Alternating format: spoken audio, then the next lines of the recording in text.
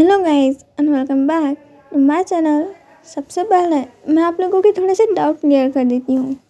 वही ना दूसरे वर्ल्ड के अंदर है और वो यहाँ पे जिस वर्ल्ड में है वो ओमेगावर्स वर्ल्ड नहीं है, बट वो एक प्रेग्नेंट भी है और उसे मूड स्विंग्स होना नॉर्मल बात है। और जब उसे मूड स्विंग्स होते हैं तो ये भूल ही जाता है कि वो अपने ओमेगा वर्ल्ड में नहीं है। और वांग जी तो बिल्कुल सेम ही दिखेंगे ना, इसलिए वो वांग जी पे चिल्ला पड़ा कि वो किसी और ओमेगा के साथ था और वही यहाँ पे अपने वर्ल्ड में ज़रूर लौटेगा। बट यहाँ पे थोड़ी सी मस्ती होने के बाद अगर वो अभी लौट जाएगा तो फिर ये टाइम ट्रैवल कहाँ रहेगा। तो अब हम बाकी सारे डाउट्स तो क्लियर हो ही गए हैं। अगर मैं सारे डाउट क्लियर कर दूंगी ना तो यहाँ पे पूरी फैन फिक्शन की जो यहाँ पे क्यूरियोसिटी रहेगी कि आगे क्या होगा जानने की, वो तो पूरी स्वाही हो जानी है। इससे पहले के पार्ट में हम लोगों ने देखा था कि विंग यहाँ पे लैंडकुरन की गोद में विंग सो रहा था और वांग जी वहीं बैठा हुआ था। वांग जी क्या, आधे लोग तो दरवाजे पे अभी भी मूर्ति बने खड़े हुए थे। उन्हें समझ ही नहीं आ रहा था उन्हें कहना क्या चाहिए और करना क्या चाहिए। बेहोशियान उठने के बाद अपने बेबीज की तरफ देखता है जो यहाँ पे बहुत देर से उसी की तरफ देख रहे थे और जागा हुआ देख के यहाँ पे वहीं की छोटी सी बेबी गर्ल उसके पास जाके कहती है, मम्मा मम्मा मुझे भूख लगी है और इनके पास यहाँ पे खाना ही नहीं है। चैन यहाँ पे बेबीज के सामने बहुत सारा खाना रख देते हैं और कहते हैं यहाँ पे तुम कुछ भी खा सकती हो। बेबी गर्ल कहती है, मुझे घास फूस नहीं खाना है, मुझे खाना खाना है। ये सुनने के बाद सबको सिर्फ एक चीज़ याद आती है कि विंग ने भी ये सेम डायलॉग कहा था जब ये उसके सामने लैंस का खाना रखा गया था। यहाँ पे लैंडकुरन सोच रहे थे, लगता है ये सब के सब सिर्फ अपनी माँ पे गए हैं। वांग जी पे लगता है कोई एक भी नहीं गया। युआन कहता है यहाँ पे अपनी सिस्टर को कि कोई बात नहीं, यहाँ पे स्पाइसी फूड नहीं खाना चाहिए। लैंडकुरन को लगता है नहीं, वांग जी पे यहाँ पे एक सन तो गया ही है उसका। पर फिर यहाँ पे युआन फूड देख के कहता है हम लोग इसमें चिली सॉस डाल के खा लेंगे, इसे फीका रहने दो। लैंडकुरन अपने मन में सोचते हैं मैं गलत था, ऐसा हो ही नहीं सकता। यहाँ पे विंग के बच्चे और विंग पे ना जाए पे सब अपनी मम्मा को कहने लगते हैं मम्मा हमें भूख लगी है। और विंग भी उनका खाना देख के समझ चुका था कि इनके भरोसे रहे तो आज के दिन में तो उसके बच्चे भूखे ही रह जाएंगे। इसलिए विंग अब पूछता है वांग जी से यहाँ पे किचन कहाँ है। वांग जी कहता है क्या। विंग कहता है क्या तुम्हें नॉर्मल लैंग्वेज भी नहीं आती है, यहाँ किचन कहाँ है। यहाँ पे वांग जी अब थोड़ा सा घबराते हुए न्योसन की तरफ देखता है और धीरे से पूछता है किचन कहाँ है। यहाँ पे न्योसन उसे डायरेक्शन बताता है और विंग को और वो लोग किचन में छोड़ आते हैं। यहाँ पे विंग के साथ वांग जी रुका हुआ था और विंग को देख रहा था। उसे अच्छे से याद है विंग को खाना बनाते नहीं आता है, सिर्फ किचन को तबाह करते आता है। पे सारे लैंड डिसाइपर्स लोग डरे हुए थे। उन्हें याद है कि विंग ने एक बार कितनी खतरनाक डिश बनाई थी, उसको खाने के बाद 2 दिन तक सब लोग बाथरूम के अंदर ही थे, बाहर भी नहीं आ पा रहे थे। यहाँ पे विंग को खाना बनाना आता है और वो यहाँ पे बहुत प्यारी सी टेस्टी डिशेज बना के अपने बेबीज़ को सर्व करता है और यहाँ पे वो भी खाने लगता है कि उफ मेरे को अब जाके यहाँ पे ढंग का खाना मिल रहा है। वांग जी कहता है अगली बार से तुम्हें कुकिंग करने की ज़रूरत नहीं है, यहाँ बहुत से सर्वेंट्स हैं, तुम बता देना तुम्हें क्या खाना है। यहाँ पे वही कहता है ठीक है, तो यहाँ पे मेरे को क्रिस्पी रोल खाना है, यहाँ पे मेरे को और क्या क्या चाहिए, बटर चिकन चाहिए और जो भी चाहिए वही उसकी लंबी चौड़ी लिस्ट ना इनको दे देता है। इनमें से इनके पास कुछ भी नहीं होता है। विंग अब गार्लिक चीज़ ब्रेड यहाँ पे जिद पकड़ के बैठ गया है। अब ये लोग ना गार्लिक को न जानते हैं ना चीज़ को जानते हैं और ब्रेड तो भूल ही जाना इस ज़माने में। लैंडकुरन अब विंग से पूछते हैं कि यहाँ पे जो वांग जी ने तुम्हें यहाँ भेजा है उसने तुम्हें इस वर्ल्ड में कैसे भेजा। वही कहता है वो तो यहाँ पे लैंस के सीक्रेट लाइब्रेरी में गया था और वहीं से उसने और ब्रदर नीमिंग विजय ने यहाँ पे एक बुक ढूंढी थी और उन लोगों ने फिर मुझे यहाँ भेज दिया। यहाँ पे शीजे ने तो मेरे ऊपर प्रोटेक्टिव बैरियर भी सेट किया। ये सुनने के बाद जियांग चैंग पूछता है क्या शीजे जिंदा है। वही कहता ऑफ कोर्स, मेरी शीजे को क्या होगा। चैंग क्या तुम शीजे को मारना चाहते हो। यहाँ पे अभी तो उनका छोटा सा बेबी बड़ा भी नहीं हुआ है। यहाँ पे जियांग चैंग कहता है क्या शीजे यहाँ पे खुश है। वही कहता ऑफ कोर्स, और तुम्हें पता है यहाँ पे तुम और मैं तो साथ में प्रेग्नेंट थे, बट देखो तुम यहाँ पे एक ही बेबी करके रुक गए और वांग जी तो यहाँ पे क्या ही कहूँ अब मैं। वो ये कहने के बाद अब यहाँ पे अपनी और वांग जी की मेमोरीज याद करने लगता है कि कैसे वांग जी ने उनके वेडिंग नाइट पे कहा था कि मैं यहाँ पे बहुत सारे बेबीज चाहता हूँ। और जब विंग ने कहा था वांग जी मेरा स्टमक फुल हो गया है, अब तुम यहाँ पे अपना जो लिक्विड है बाहर रिलीज़ करो मेरे बॉडी के। क्या तुम चाहते हो कि मैं तुम्हारे इस लिक्विड से पूरा कवर हो जाऊँ? वांग जी कहता है हाँ। और वो अब यहाँ पे सब कुछ करने के बाद अपना जो लिक्विड है वो बाहर रिलीज़ करता है और उसकी तरफ देखते हुए कहता है माय बेबी। विंग कहता है क्या कह रहे हो तुम? वांग जी कहता है अपने उस लिक्विड की तरफ देखते हुए कि मत देखना है, इन सभी को ज़िंदगी दूंगा।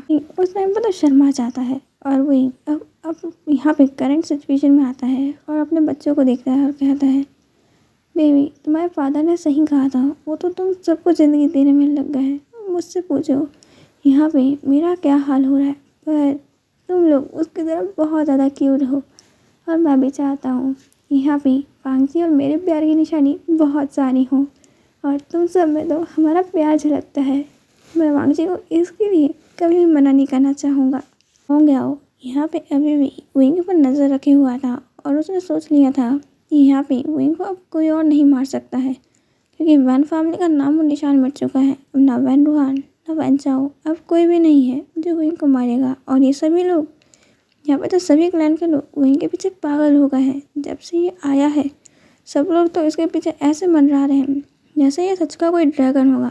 इसने क्या कहानी क्या बनाई सब मान बैठे हैं। मैं सब जानता हूँ यहाँ पे ये एक नंबर का झूठा है, ये कोई ड्रैगन नहीं होगा। चैन भी विंग के पास यहाँ पे इस वर्ग की विंग के बारे में जो भी पता करने को बोला था विंग को वो सब कुछ बताने लगती है। विंग की पूरी लाइफ यहाँ पे इसे सुनने के बाद विंग बहुत ज़्यादा सैड था कि क्या जिन लोगों के साथ मैं अभी हूँ उन लोगों ने उसे ट्रस्ट तक नहीं किया। जिस लोगों को उसने बचाते हुए अपनी जान दे दी, उसने सब कुछ दे दिया और ये लोग ऐसा कर रहे हैं। विंग को पता चलता है कि यहाँ पे वैन फैमिली भले ख़त्म हो गई है पर यहाँ पे वैनिंग अभी ज़िंदा है। सिंह बताती है कि मेरे को यहाँ पे कहीं पे भी वैनिंग नहीं मिला, पर उसकी डार्क एनर्जी मुझे सेंस हो रही थी। मेरी शक्तियाँ अभी यहाँ पे इतनी नहीं हैं कि मैं कुछ कर सकूँ। और यहाँ पे जो ईलिंग है वहाँ पे बहुत सारी वेंस की आत्माएं हैं। यहाँ पे वो कुछ कहना चाह रही थी पर मैं कुछ समझ नहीं पा रही थी। विंग कहता है ठीक है आज रात हम वहाँ जाएंगे, मेरी वहाँ जाने की तैयारी रखो। वो सुबियान को बोलता है कि मैं जब वहाँ जाऊँगा बच्चों का ख्याल रखना और यहाँ पे तुम कहीं मत जाना। सुबियान कहती है पर क्वीन आपका वहाँ जाना भी सही नहीं रहेगा। विंग कहता है अगर मुझे सब जानना है ये ज़रूरी है। इस विंग के साथ, इस वर्ल्ड के विंग के साथ जो भी हुआ उसके बाद मुझे यही लग रहा है कि मैं यहाँ पे सेफ नहीं हूँ। यहाँ पे तुम सब पे नज़र रखना। मुझे यहाँ पे ऐसा लगता है कि कोई मुझे घूर रहा है। ऐसा लगता है कि अब भी यहाँ कोई है जो विंग को मारना चाहता है। सुबियान हमेशा हिलाती है और वो बेबीज़ के चारों तरफ अब प्रोटेक्टिव बैरियर लगाने के बाद वो उन्हीं के पास बैठ जाती हैं उन्हें प्रोटेक्ट करते। और विंग और चैन सिंह अब रात होते ही सबके सोने के बाद वहाँ से गायब हो गई ईलिंग की पहाड़ियों में पहुँच गए थे, जहाँ पे चारों तरफ खून फैला हुआ था। वहाँ का ऑरा बहुत ज़्यादा ही डार्क था।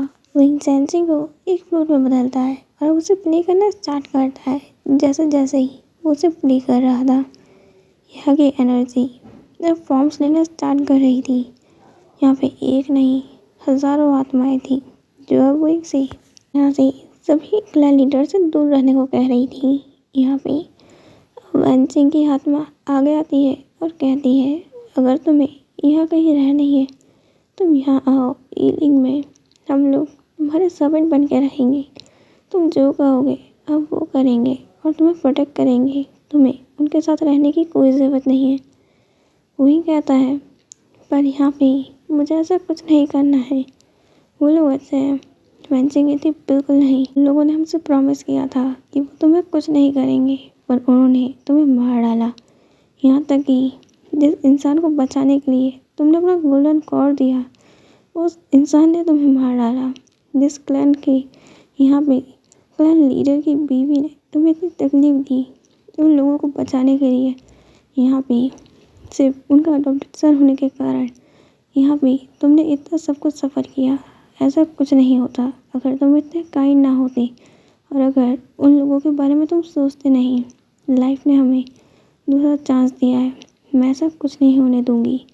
और वो यहाँ पे विंग को बोलने लगती है और वहाँ पे और भी घोस्ट थे, वो सब बोल रहे थे, यंग मास्टर भी आपने हमारी सबकी जान बचाई, हम आपके शुक्रगुजार हैं और अब टाइम है हम आपको बचाएं।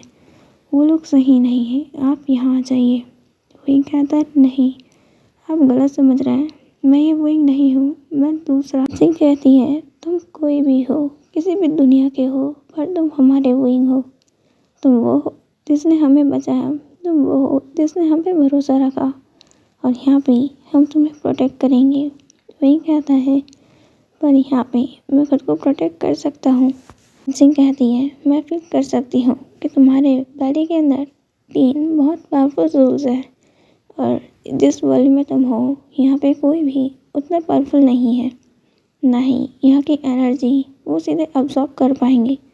अगर तुम चाहते हो तो हम सब लोग तुम्हारे बेबीज़ के चारों तरफ एक प्रोटेक्शन बन जाएंगे। यहाँ पे हम तुम्हारी मदद करेंगे उन लोगों से बचने के लिए जिन्होंने तुम्हें हार्म किया। हम किसी को हार्म नहीं करेंगे जब तक वो तुम्हारे ऊपर या फिर तुम्हारे बेबीज़ पे खतरा ना हो। वो एक सोचता है और कुछ टाइम बाद कहता है ठीक है, पर यहाँ पे मैं तुम सबको ऐसे ही तो नहीं छोड़ सकता हूँ।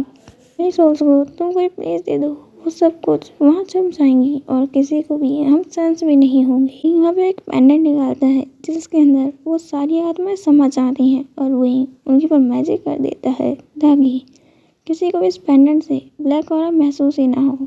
और वही वापस बैलेंस के अंदर आ जाता है और सोच रहा था दुनिया जितनी लगती है उतनी आसान नहीं है। ऐसा लगता है यहाँ पे भी कई राज हैं जिनसे मुझे पता लगाना होगा। इसलिए इतना ही, हम मिलेंगे नेक्स्ट पार्ट में। बाय।